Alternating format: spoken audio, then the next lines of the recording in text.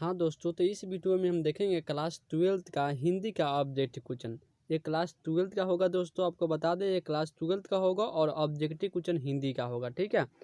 और ये चैप्टर होगा 13, जिस पार्ट का नाम है 13 पार्ट का नाम है गाँव का घर, जिसका लेखक ज्ञानेंद्र पति, आप भली बातें जानते हैं। दोस्तों ज्ञानेंद्र पति जिसका लेखक है, इसका ऑल ऑब्जेक्टिव क्वेश्चन हम इस वीडियो में आज करने देखने वाले हैं, ठीक है।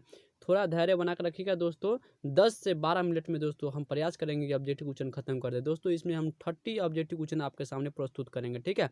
आप देखिएगा दोस्तों, उसके साथ साथ जवाब दीजिएगा, ऑप्शन भी रहेगा, ठीक है।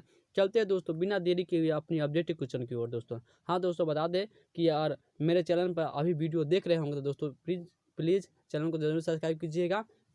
और उसके बाद में चलते हैं अपने प्रश्न की ओर, ठीक है।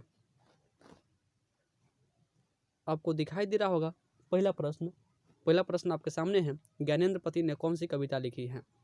ज्ञानेंद्र पति ने कौन सी कविता लिखी है दोस्तों, तो ज्ञानेंद्र पति ने कौन सी कविता लिखी है, तो दोस्तों गांव का घर ज्ञानेंद्र पति ने लिखा है। हर चीज़ दोस्तों अशोक वाजपेयी ने लिखा है और पुत्र बेग सुभद्रा चौहान ने लिखा है, लेकिन ज्ञानेंद्र पति ने लिखा है गांव का घर, ठीक है। इसका राइट आंसर क्या हो जाएगा, बी हो जाएगा, ठीक है। चलते हैं अपने अगले प्रश्न की ओर दोस्तों। अगले प्रश्न 2 में क्या है दोस्तों, तो देखेंगे 2 में आपको दिखाई दे रहा होगा ज्ञानेंद्र पति, दोस्तों टाइपिंग करने में थोड़ा मिस्टेक हो गया है दोस्तों, लिखेंगे ज्ञानेंद्र पति किस काल के कवि है। दोस्तों काल के, कौन काल के कवि है, भक्ति काल के है कि थी आधुनिक काल के कवि है, इसका हम ट्रिक बना चुके हैं, आप जाकर उसे भी देख लेंगे। ज्ञानेंद्र पति ने किस काल के कवि है, तो दोस्तों बताइए किस काल के हैं, तो दोस्तों ये आधुनिक काल के कवि है। किस काल के हैं, आधुनिक काल के ज्ञानेंद्र पति जी कवि है, ठीक है। चलते हैं अपने अगले प्रश्न की ओर। अगले प्रश्न दोस्तों आपके सामने है, लिखा हुआ दोस्तों, इसमें भी लिखा हुआ है ज्ञानेंद्र, क्या लिखा हुआ है, ज्ञानेंद्र पति 20वीं सदी के किस दशक में उदित हुए थे। ज्ञानेंद्र पति 20वीं सदी के किस दशक में उदित हुए थे दोस्तों, तो आपको बता दें 8वें दशक में उदित हुए थे। कौन, ज्ञानेंद्र पति जी, ठीक है। चलते हैं अपने अगले प्रश्न की ओर दोस्तों, और फिर से हम 1 से लेकर 25 तक प्रश्न देखेंगे आपके सामने। पहला नंबर ऑफ प्रश्न से चलेंगे दोस्तों। ये 3 प्रश्न आपके सामने इसलिए रख दिए थे दोस्तों, ये छोटा छोटा प्रश्न था, अब इसमें नया न्यू प्रश्न आपके सामने प्रस्तुत किए, ठीक है। चलिए दोस्तों बताइए इसमें क्या है दोस्तों। ज्ञानेंद्र पति को साहित्य अकादमी पुरस्कार किस कृति पर मिला था। दोस्तों मोस्ट वीवीआई क्वेश्चन आप जरूर याद कीजिएगा। लिखा हुआ ज्ञानेंद्र पति को साहित्य अकादमी पुरस्कार किस कृति पर मिला हुआ था, तो दोस्तों आपको बता दें संध्यात्मा उसकी कृति था। संध्यात्मा उन्हीं का कृति था, इन्हीं पर ज्ञानेंद्र पति जी को साहित्य अकादमी पुरस्कार मिला था, ठीक है। आपसे पूछ सकता है, बताइए ज्ञानेंद्र पति जी को साहित्य अकादमी पुरस्कार किस कृति पर मिला, तो बोल दिया संध्यात्मा पर इसकी साहित्य अकादमी पुरस्कार मिला है ज्ञानेंद्र पति जी को, ठीक है। चलते हैं अपने अगले प्रश्न की ओर। अगले प्रश्न दोस्तों आपके सामने है, गाँव का घर कविता के कवि कौन है। गाँव के घर कविता के कवि है कौन है, बताइए। अशोक वाजपेयी जी नहीं है, रघुवीर साहब नहीं है, शमशेर बहादुर सिंह नहीं है, लेकिन तो नहीं है तो दोस्तों अशोक वाजपेयी हार जीत लिखा है, रघुवीर साहब क्या लिखा है, बताइए अधिनायक, और शमशेर बहादुर सिंह क्या लिखा है, शमशेर बहादुर प्यारे नन्हे बेटे को विनोद कुमार शुक्ल है, शमशेर बहादुर उषा क्या है, उषा शमशेर बहादुर सिंह ने लिखा है। तो दोस्तों यहाँ पर बच गया जो ज्ञानेंद्र पति, वो ज्ञानेंद्र पति गांव का घर लिखा है, ठीक है। चलते हैं अपने अगले प्रश्न की ओर। अगले प्रश्न दोस्तों आपके सामने है, गांव का घर किस कविता संग्रह से लिया गया है। गांव का घर किस कविता संग्रह से लिया गया है, तो दोस्तों बताइए किस कविता संग्रह से लिया गया है। तो गांव का घर वो संस्यात्मा पर उसको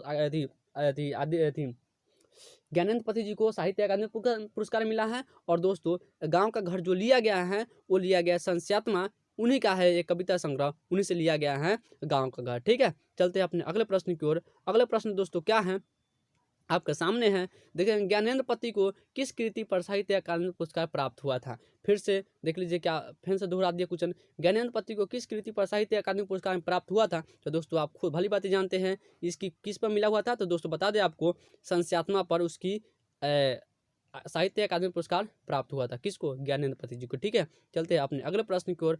अगले प्रश्न आपके सामने दोस्तों, ज्ञानेंद्र पति का जन्म कहाँ हुआ था। ज्ञानेंद्र पति जी का जन्म कहाँ हुआ था, तो दोस्तों बताइए कहाँ हुआ था, तो ज्ञानेंद्र पति जी का जन्म झारखंड में हुआ है। कहाँ हुआ है, झारखंड में, इसका राइट आंसर सी हो जाएगा। चलते हैं अपने अगले प्रश्न की ओर। अगले प्रश्न आपके सामने है दोस्तों, ज्ञानेंद्र पति सरकारी सेवा में क्या थे।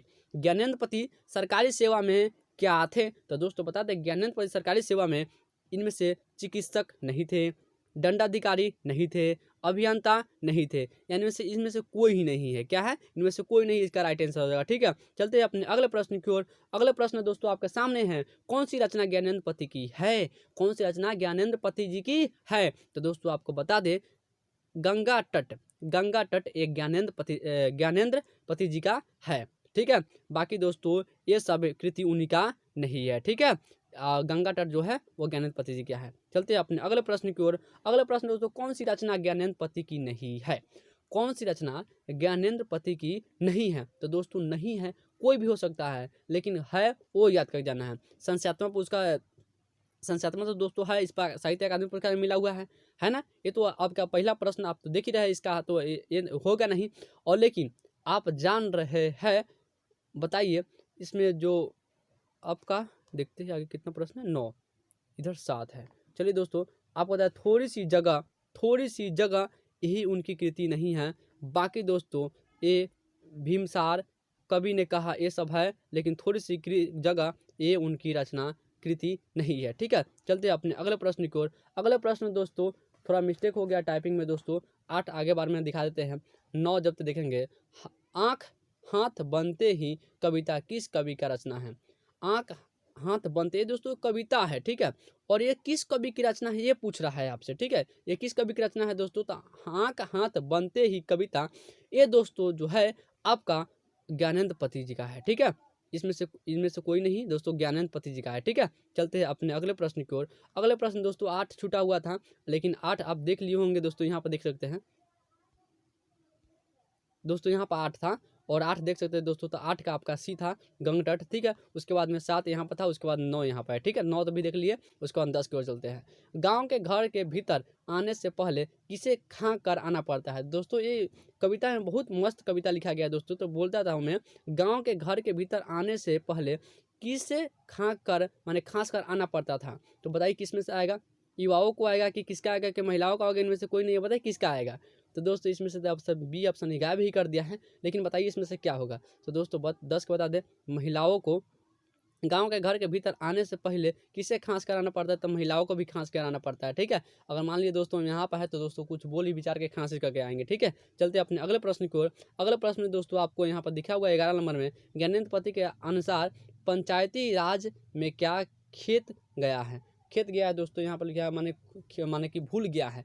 माने कि कहने का मतलब यही है कि ज्ञानेंद्र पति के अनुसार पंचायती राज में क्या खो गया है, या खेत गया या मिट गया है? तो दोस्तों क्या मिट गया बताइए दोस्तों? तो इसमें पंच परमेश्वर पंचायती राज में क्या हुआ? मिट गया है, इसके बारे में ये कह रहा है। ठीक है, तो क्वेश्चन मिस्टेक में थोड़ा आप देख लेंगे, हम बोल दिए हैं, समझ जाइएगा। क्वेश्चन 12 में चलते हैं दोस्तों। क्वेश्चन 12 में है, दूध डूबे अंगूठे के छापे किनके है? देखिए दोस्तों ये कविता में ही लिखा गया था कि देखिए अंगूठा का छाप, पहले जितना लीटर दूध दे रहा है दोस्तों अंगूठा का छाप लगाता था। ठीक है, ये ताकि याद रहे, समझ में आया ना। तो इसीलिए बोल रहा है कि दूध डूबे अंगूठे के छापे किनके थे? कौन कौन लगा रहे थे बताइए? तो किसके थे? तो वो थे जो किसके थे? बूढ़े गवाल दादा के थे। बूढ़े गवाल दादा जो थे, जितना दूध दे रहे थे अंगूठा का छाप लगा रहे थे। ठीक है, तो बूढ़े गवाल दादा के अंगूठा का छाप थे। ठीक है, चलते अपने अगले प्रश्न की ओर। अगले प्रश्न दोस्तों आपके सामने ज्ञानेंद्र पति का ज्ञानेंद्र पति का काव्य नाटक है। ज्ञानेंद्र पति का काव्य नाटक इनमें से कौन है? आप बताइएगा चारों ऑप्शन में से। ठीक है, चारों ऑप्शन में से कौन सा बताइए इसमें। तो दोस्तों बता दें 14 का राइट आंसर डी, एक चक्रा नगरी, ये उनका नाटक काव्य है। किसका? ज्ञानेंद्र पति जी का। ठीक है, एक चक्रा नगरी नाटक जो है, काव्य नाटक जो है, ये ज्ञानेंद्र पति जी का। ठीक है, चलते हैं अपने अगले प्रश्न की ओर। अगले प्रश्न दोस्तों आपके सामने है, ज्ञानेंद्र पति सरकारी सेवा में क्या थे? ज्ञानेंद्र पति सरकारी सेवा में क्या थे? तो दोस्तों देखिए, दंडाधिकारी उसमें देखे तो नहीं था, चिकित्सक नहीं था, अभियंता नहीं था। तो दोस्तों क्या हो जाएगा इसमें, बताइए क्या होगा? अब बता सकते हैं ना, इसमें तो कोई दिक्कत नहीं होगा। तो अधीक्षक थे, कारा अधीक्षक थे दोस्तों। क्या है? कारा अधीक्षक थे। कौन? ज्ञानेंद्र पति जी सरकारी सेवा में। ठीक है, बाकी ये तीनों नहीं थे। ठीक है, चलते अपने अगले प्रश्न की ओर। अगले प्रश्न आपके सामने है दोस्तों, देखेंगे जल्दी जवाब देखेंगे। ज्ञानेंद्र पति का जन्म कब हुआ था? ज्ञानेंद्र पति जी का जन्म कब हुआ था? तो 1 जनवरी 1950 ईस्वी को ज्ञानेंद्र पति जी का जन्म हुआ था। इसका राइट आंसर क्या हो जाएगा? ए हो जाएगा। ठीक है, चलते हैं अपने अगले प्रश्न की ओर। अगले प्रश्न में दोस्तों देरी नहीं करेंगे, ज्ञानेंद्र पति ने कौन सी कविता लिखी है? ज्ञानेंद्र पति ने कौन सी कविता लिखी है? आप तो बता सकते हैं, गाँव का घर। हारजीत अशोक वाजपेयी द्वारा, पुत्र वियोग सुभद्रा कुमार द्वारा लिखा गया है, लेकिन गाँव का घर जो लिखा गया है वो ज्ञानेंद्र पति द्वारा लिखा गया। ठीक है, चलते हैं अपने अगले प्रश्न की ओर। अगले प्रश्न आपके सामने है दोस्तों, ज्ञानेंद्र पति किस काल के कवि है? ज्ञानेंद्र पति किस काल के कवि है? ज्ञानेंद्र पति किस काल के कवि है? तो दोस्तों बताइए किस काल के कवि है? तो आधुनिक काल के कवि, हम शुरू में ही देख लिए। ठीक है, चलते हैं अपने अगले प्रश्न की ओर। अगले प्रश्न दोस्तों आपके सामने है, ज्ञानेंद्र पति 20वीं सदी के किस दशक में उदित हुए थे? ये भी प्रश्न हमने देख लिया है दोस्तों, 8वीं दशक में उदित हुए कौन? ज्ञानेंद्र पति जी। ठीक है, चलते हैं अपने अगले प्रश्न की ओर। अगला प्रश्न दोस्तों आपके सामने है, ज्ञानेंद्र पति, दोस्तों यहाँ पर टाइपिंग करने में मिस्टेक कर लिया है। ज्ञानेंद्र पति क्या है दोस्तों? ज्ञानेंद्र पति के पति का नाम क्या था? ज्ञानेंद्र पति के पति का क्या नाम था दोस्तों? बताइए क्या था? तो ये था देवानंद प्रसाद चौबे, उनके पति के नाम था। ठीक है, देवानंद प्रसाद चौबे उनके पति का नाम था। ठीक है, चलते हैं दोस्तों अगले प्रश्न की ओर। अगले प्रश्न में दोस्तों क्या है देख लेते हैं आप। ज्ञानेंद्र पति BA तथा अंग्रेजी में MA किस विश्वविद्यालय से किए थे?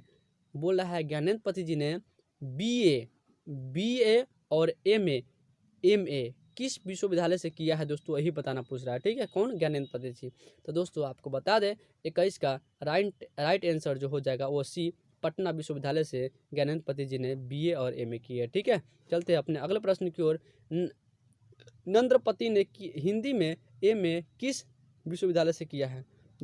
दोस्तों वहाँ पर ज्ञानेंद्र पति लिखा हुआ, क्या है यहाँ पर? ज्ञानेंद्र पति लिखा हुआ, सुधार लीजिएगा दोस्तों, यहाँ पर कट के लिख लीजिएगा ज्ञानेंद्र पति जी। ज्ञानेंद्र पति ने हिंदी में MA किस विश्वविद्यालय से किया है? तो दोस्तों हिंदी में MA जो किया है वो बिहार विश्वविद्यालय मुजफ्फरपुर से किया है। ठीक है, बिहार विश्वविद्यालय मुजफ्फरपुर से किया है कौन? ज्ञानेंद्र पति जी ने MA। ठीक है, ज्ञानेंद्र पति जी। ठीक है, चलते हैं अपने अगले प्रश्न की ओर। अगला प्रश्न दोस्तों आपके सामने है, ज्ञानेंद्र पति को उनकी किस रचना के लिए 2006 में साहित्य अकादमी पुरस्कार प्राप्त हुआ था? तो संस्यात्मा दोस्तों देखिए, आपसे पूछ सकता है कि बताइए ज्ञानेंद्र पति जी को साहित्य अकादमी पुरस्कार कब प्रदान किया गया था? तो 2006 में। किस रचना के लिए? संस्यात्मा। दोस्तों ये याद करके जाइएगा, एकदम 100% आना है तो आना है। चलते हैं अपने अगले प्रश्न की ओर। गाँव में किनकी धुनें सुनाई नहीं पड़ती हैं? बताइए किनकी धुनें सुनाई नहीं पड़ती हैं? तो दोस्तों गाँव में अब जो धुनें जो बच गया है ना, वो लोकगीत की सुनाई नहीं पड़ता है। ठीक है, लोकगीत की धुनें गाँव में अब सुनाई नहीं पड़ती है। ठीक है, चलते हैं अपने अगले प्रश्न की ओर दोस्तों। अगले प्रश्न दोस्तों आपके सामने लास्ट 25 नंबर है, जो थोड़ा चलने में दिक्कत कर रहा है दोस्तों।